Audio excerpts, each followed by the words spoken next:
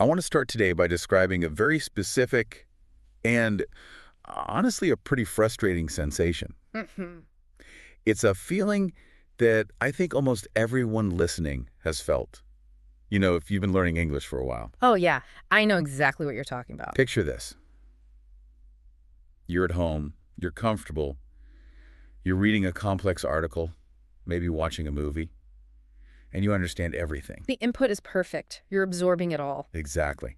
You know the vocabulary, you get the grammar, but you feel smart. You think, okay, I've got The this. passive skills are totally locked But in. then you walk into a coffee shop or you have to speak up in a meeting at work. Right. The real world. You open your mouth to say something that is crystal clear in your head, and suddenly it feels like your mouth is full of marbles. The marbles, yes. It's a classic description. It just feels heavy, it feels slow, and it's this weird disconnect where your brain is sprinting, but your mouth is just wading through molasses. It's incredibly frustrating. You have the software installed, but the hardware is lagging. And that gap, that is exactly what we are unpacking today. We've got some fascinating insights from a source called English Dose. And the core idea here is a big one. It's a total shift in perspective, because usually when we stumble, we blame our brains. We think, oh, I need to study more grammar. We default to the academic solution, right? Grab another textbook. But this source argues that speaking isn't just a mental puzzle, it's an athletic event. That's the key metaphor. The source calls it the muscle of eloquence. And they mean it literally. Speaking is a physical, biomechanical act. So we're going to the verbal gym today. We are, and I think this is going to be a relief for a lot of people. We're going to break down why that heaviness happens, and then look at the specific workout routine the source suggests. Things like shadowing, rhythm, linking. It's basically CrossFit for your tongue. Yeah. The idea is to move from robotic and correct to fluid and natural, not by learning more, but by training your muscles. So let's start with that physical barrier. Sure. Because when you trip over your words, you internalize it. You think, I'm not smart enough. Which is just heartbreaking, because it's usually not true. The source points out that English uses entirely different mouth movements, different muscle groups even, compared to your native language. Can you get specific on that?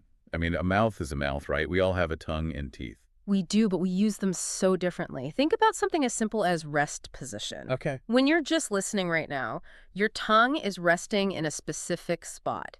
In some languages, it might be pressed right up against your teeth. Right. In English, the jaw is a bit more open, the tongue's kind of retracted, it just sits in the middle. So before you even speak, your mouth might be in the wrong starting stance. So your tongue is basically parked in the wrong garage. Exactly. And if you've spent your whole life speaking, say, Japanese or Portuguese, your facial muscles have this deep muscle memory for those movements. It's like a tennis player trying to play golf. Perfect analogy. You use your tennis swing on a golf course. It's not going to work. You're asking your tongue, lips, and jaw to perform gymnastics they haven't rehearsed. And the source says this can actually lead to physical fatigue. Oh, absolutely. I've had people say their jaw literally aches after an hour of speaking English. That is real muscle fatigue, just like doing too many squats. And that explains the clumsiness. It's not that you don't know the word, your muscles are just lagging behind your brain. Precisely. And the source lists the symptoms of this weak mouth. Unclear pronunciation, of course, but also speaking slowly because you're physically buffering. And the emotional side effect. Shyness, nervousness. And that makes so much sense. Yeah. You feel your mouth stumbling, so you get nervous, which makes you tense up. And when you tense up, your muscles get stiffer, which makes pronunciation even harder. It's a vicious cycle. So if the problem is physical, the solution can't be purely mental. You cannot grammar book your way out of a stiff jaw. You have to physically train it. Okay, so if we're in the gym, what's the first exercise? The source brings up this really interesting idea called the spelling trap. Ah, yes. This is one of the biggest hurdles. The source is blunt about it. English is not spoken the way it is written. Which is a polite way of saying English spelling is a complete disaster. It's a historical accident scene, yeah. If you rely on your eyes, if you try to pronounce the letters you see, you're setting your mouth up for failure. The source uses the classic off example. A nightmare sequence. It really is. Oh. So you see O-U-G-H. In zo, it's an O sound. Right. In through, it's an oo sound. In Yeah. rough, it's an uff sound. Get in bow, it's an ow sound. It is. That's 4 completely different physical movements for the exact same 4 letters. Right. So your strategy can't be read letters, output sound. You can't trust the visual data. And it's not just weird stuff like that, it's consonants, too. The source talks about the shifting T. This is a huge one for sounding natural, especially in American English.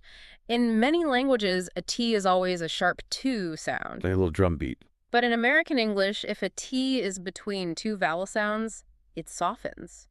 It turns into this sound called a flap, which sounds a lot like a quick, soft D. So water becomes... Clatter. And better. Better or computer becomes computer.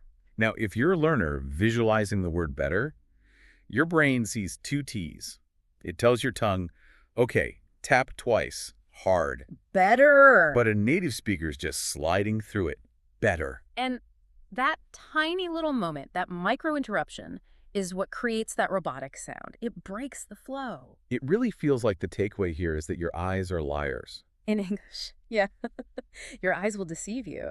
The source says you have to train your ears and your mouth to focus on sounds, not letters. You're not reading a script, you're replicating a sound wave. Exactly. You have to bypass the literacy part of your brain and go straight to the auditory part. Okay, so we need to connect the ear directly to the mouth. How? This brings us to the core workout. The source calls it shadowing.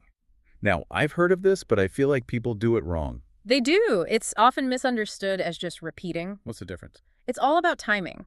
A learner usually plays a sentence, hits pause, says the sentence, hits play. That seems logical. It's logical for memorization, but it's terrible for flow. The source has one crucial rule. Do not pause the audio.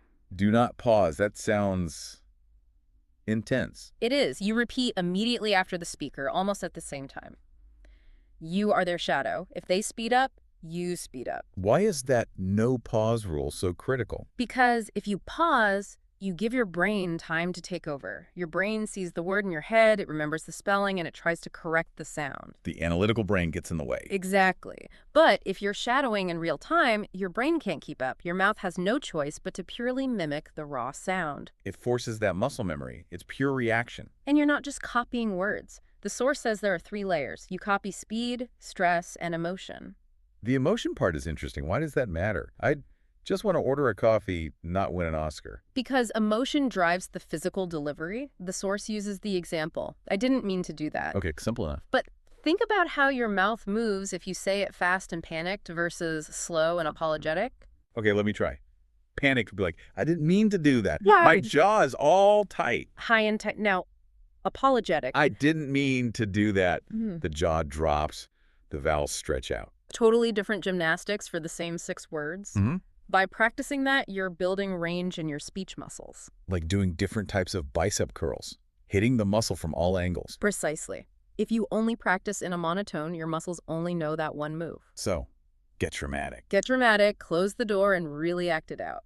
Okay, so moving on. The next piece of equipment in this gym. The source calls this the music of English. This tackles why learners can say the words right, but still not sound right. And this brings us to what the source calls the lazy native speaker. I feel personally attacked. It's not a judgment, but to a learner, it sounds like we're mumbling. We neat words, we skip sounds. The source says this isn't laziness, it's efficiency. It's about linking. Right, like what are you doing? A textbook teaches you 4 distinct words. What are you doing? But in the wild. It's what you're doing. It becomes one continuous sound. Or going to becomes gonna. So is this just slang? Should a serious learner actually talk like this? This is a crucial distinction. It is not slang. It's the fundamental rhythm of the language. English is what linguists call a stress-timed language. Okay, break that down for me. Stress-timed. It means our rhythm is determined by the stressed syllables. We want the time between those stressed beats to be roughly the same. So we rush through the unimportant words to keep the beat. Exactly. That's the key. We squeeze the little grammar words too. For, the, are. We crush them so we can land on the next important word, like a noun or verb, right on time. So in a sense, like, I went to the store to buy bread. Yes. Store and bread are the heavy beats. Everything else is rushed. You say, I went to the store. Whereas if I said, I went to the store, giving every word equal time. It sounds like a machine gun or a robot. That's a syllable-timed language like Spanish or French. In English, that equality sounds wrong. It sounds exhausting to listen to. It does. Because we're waiting for the beat, and you're not giving it to us. You throw off our internal metronome. Which explains why learners feel like they're being interrupted. They're taking too long to get to the important words. Right. So linking, smushing words together is how we maintain that rhythm. We say, whatcha, to get to doing faster. So the advice is, don't try to be perfectly clear with every single letter. Counterintuitively, yes. By trying to be perfectly clear, you actually become harder for a native speaker to process. You're breaking the musical contract. That's wild. We're taught clarity is king, but actually flow is king. Flow creates intelligibility, so training your mouth to link is just as important as vocabulary. Okay, so this all makes sense. But let's be real. Most people listening are busy. Who has time for a daily vocal boot camp? And that's the best part. The source is very clear. You don't need an hour. An hour might even be too much. You just need consistency. Back to the gym analogy. Exactly. You can't go to the gym for 5 hours once a month. You're way better off doing 10 minutes every day. The muscles need that frequent activation. So what's a specific prescription or routine? It's a 4-step workout that you can do in about 1 minute. 1 minute, come on. I'm skeptical. Can you really change your accent in 1 minute a day? You can change your comfort level. You're just priming the engine. Here it is. Step 1. Read 1 paragraph out loud, just 1. Okay, that's manageable. But read it looking for the links. Step 2. Speak about your day. Just talk to the air. I made coffee. I was late for the bus. What's the point of that? It bridges the gap between reading and thinking. It forces you to retrieve words while your mouth is moving. Okay. Step 3. Repeat 1 sentence 10 times. 10 times. That feels excessive. It feels excessive, but that's the point. By the 10th time, your mouth stops thinking and just flows. You're drilling the movement into the muscle. Like a basketball player shooting free throws. Exactly. And finally, step 4. The one nobody likes. Record your voice. Ugh. The cringe factor is high on that one. It's painful, but it is non-negotiable. Why is this so important? Because when you're speaking, your brain filters out your own mistakes. You think you sound amazing, but the recording tells the truth. You hear the rhythm break. You hear the missed link. It's objective feedback. You have to embrace the cringe. You have to. That cringe is just the sound of improvement waiting to happen. If you do that routine every day, the heaviness starts to lift. It's fascinating because this whole approach takes talent out of the equation. It does. It's not about having a good ear or being gifted. The source is very firm on this. Sounding natural is not a talent. It's a biomechanical result of training. You build an accent. You aren't born with one. That's so empowering. The person next to you who sounds great isn't necessarily smarter. They've just done more reps. I've been to the gym more often. That's it. So here's your actionable advice. Yeah. Next time you're alone, in the car, in the shower, don't just think in English. Speak out loud. Narrate your life. I am picking up this sock. It sounds silly, but it keeps the engine warm. And when you listen to any podcast, try shadowing. But remember the golden rule. Don't pause. Chase the speaker. Let yourself sound silly. And focus on linking. Don't be perfect. Be fluid. Be a lazy native speaker. Exactly. Prioritize the rhythm. I want to leave you with a thought today that really struck me from this source. We always treat language as a mental skill, a measure of intelligence. We put it on a pedestal, like it's all about IQ. But if speaking is fundamentally physical, how much of what we call fluency is actually just muscle memory? That's the deep question. Maybe that confidence you're chasing doesn't come from your brain learning one more word. Maybe it just comes from your mouth knowing the choreography better than your brain does. Let the body lead and the mind will follow. Exactly. Something to chew on, pun intended, the next time you're stumbling over a sentence. Thanks for diving in with us today. Keep practicing.